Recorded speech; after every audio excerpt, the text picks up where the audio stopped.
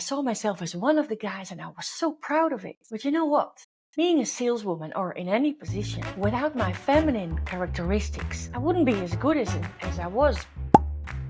I was so happy to be one of the guys. It was fantastic. That's what this episode it's gonna be about.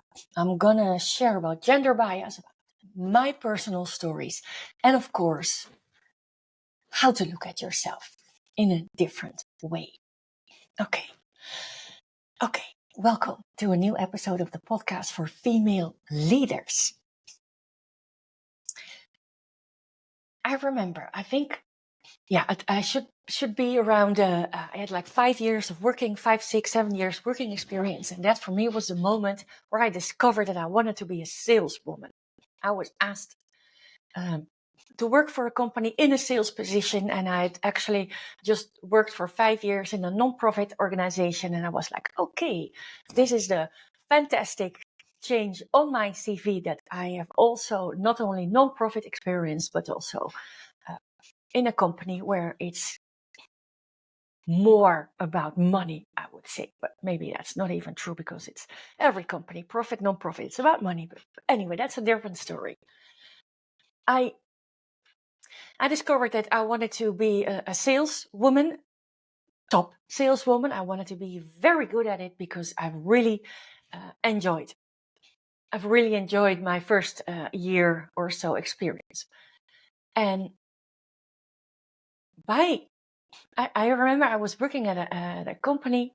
I was waiting for my coffee at a machine back then from a plastic cup, cappuccino. Very disgusting, actually, but hey, that's what we had, so I would drink it. It's coffee. And I was talking to a colleague, and I remember one of those moments that this conversation would end in something that my colleague would tell me. He would say, Susan, you're like a man in your behavior. And for me, that moment was fantastic. That was such a big compliment. It truly made me happy. Oh, gee, somebody sees me as one of the guys. And whatever would happen that day, the day was a happy day, let's say like this. And around the same time, I was reading and learning about feminine and masculine characteristics. And that in our society, we overvaluate masculine characteristics and undervalue female characteristics. And in that time in the Netherlands, the bigger the corporates, either profit, non-profit, they would organize women's networks. That was the time that in Holland it started, mainly the bigger companies, the bigger corporates. And I also remember me judging those women's network, because why would you have a women's network? Why would you do that? What do you do when something gets organized? And for men, our male counterpart, for centuries, they had their own networks for male only. And I never questioned that. Never. It was just there.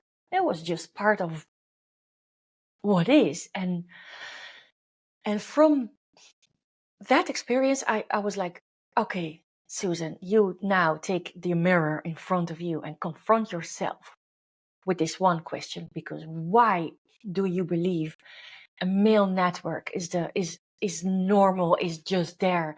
And why do you question a female network? What is it in you that you judge, that your judgment is like that? And when I answered that question, I realized how I was biased myself, and not to blame anything or anybody else. It is from me. So when it's mine, I believe I have to take action to change. And from that realization, I was like, oh, Sus, there it is. That's how I call myself. why do you see that you get this compliment? Oh, you behave like a man. And I see this and I saw myself as one of the guys, and I was so proud of it. But you know what? Being a saleswoman or in any position, without my feminine characteristics, I wouldn't be as good as I was at a certain point in sales with only my male characteristics. With my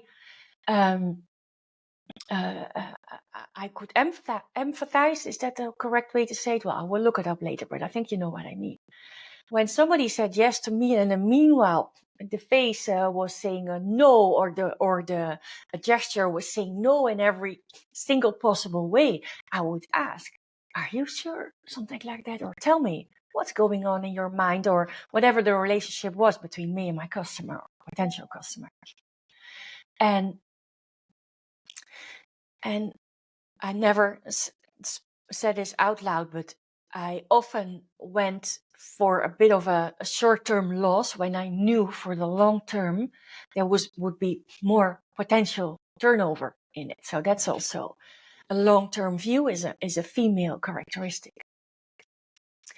And from that moment on, I also realized I am trying to be one of the guys. I'm trying to be somebody else, but trying to be someone else, I don't show the world my unique characteristics. And with my unique characteristics, with the way I am, that is how I position myself. That is how I am seen different by other people. That's how I'm actually seen. I'm not one of many. No, I am me. I am me. And I'm good at what I'm doing. Very good at what I'm doing. Because I am me. And I'm the only one who does it exactly this way. And once I realize that, and this one is for you as well, once you realize that the way you do the things you do, that is the moment where you start positioning yourself in your own authentic way. And guess what happens then? Then you're seen because you're different. And everybody's different. Because everybody is you. When you're supposed to be someone else, you were born as someone else, and you weren't. So, yeah, from that moment, also, I wasn't looking anymore. Okay, when we have a year-end one-to-one to look back on the year, and evaluation moment, I wasn't looking at the job description anymore. I wasn't looking at the form anymore. I was just looking at myself. Okay, when I did a really good job somewhere, what did I do different? What happened? What did I do that made this so successful? Instead of, okay, this is 10 topics and everyone has to be checked. So my review will be fine or good or excellent or whatever. No. If I do something successfully, there is a few things I did that made it to a success. What is it? And that, I believe, is from that moment you take personal leadership on your on what makes you you. And the moment you do that, you start becoming truly authentic. And what happens with truly authentic people? They're seen as leaders. And in this case, female leaders.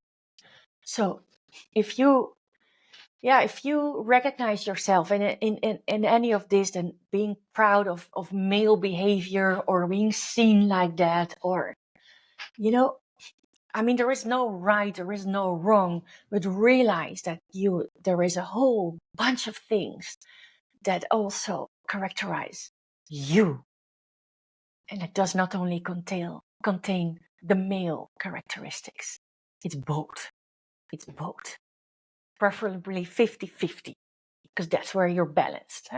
This is also about yin yang. You can Google or ChatGPT it, search for the yin yang. Yin stands for the female, yang for the male. If you Google it, you find a whole list and apply it to yourself. And look at it, how you value both. And then maybe there is some potential there to be found for yourself. Thank you for listening. I hope it was a helpful episode for you. And please, if it was, leave a review, give some stars, leave a comment, and I will reply to you. Thank you. Bye.